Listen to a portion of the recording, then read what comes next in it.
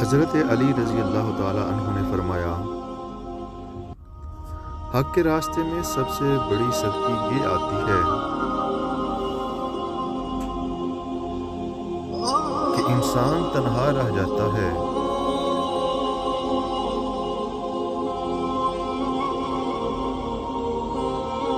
کسی اچھے عمل سے دلی خوشی دینا ہزار سجدے کرنے سے بہتر ہے۔ دعاؤں کا رنگ نہیں ہوتا، مگر یہ رنگ لاتی ہیں تو زندگی میں رنگ بھر جاتے ہیں۔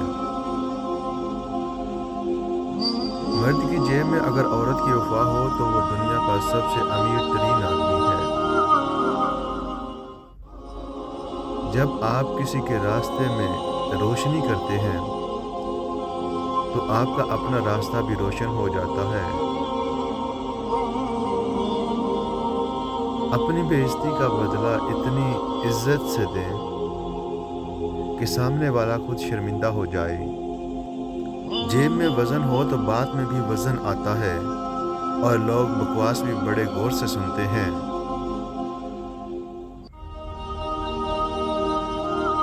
حسد کی آگ میں جلنے سے بہتر ہے کہ دعا کے ٹھنڈے پانی سے غسل کر لو۔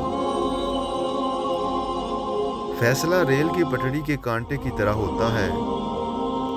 کانٹا غلط بدل جائے تو ایک لمحے میں منزل بدل جاتی ہے۔ ہنسی کے پیچھے کا درد، غصے کے پیچھے کا پیار اور خاموش رہنے کی وجہ ہر کوئی نہیں سمجھ سکتا۔ قدر تو وہ ہوتی ہے جو کسی کی موجودگی میں ہو، جو کسی کے بعد ہو اسے پچھتاوا کہتے ہیں۔ سوچ کیسی ہے، ایمان کیسا ہے، الفاظ بتا دیتے ہیں انسان کیسا ہے۔ مسکراہٹ ایک ایسا تحفہ ہے جو دینے والے کو مفلس کیے بغیر پانے والے کو بھی بہت کچھ دیتی ہے۔ انسان ہر جگہ پیدا ہوتا ہے،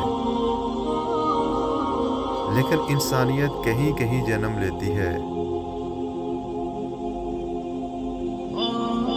دل خوبصورت ہونا چاہیے، چہرے پر رونق خود بخود آ جاتی ہے۔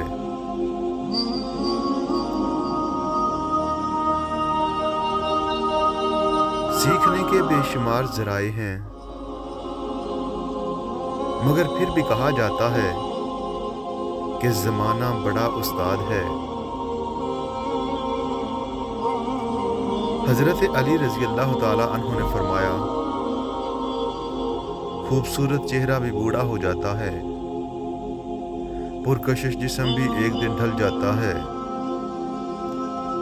لیکن ایک اچھا انسان ہمیشہ اچھا ہی رہتا ہے۔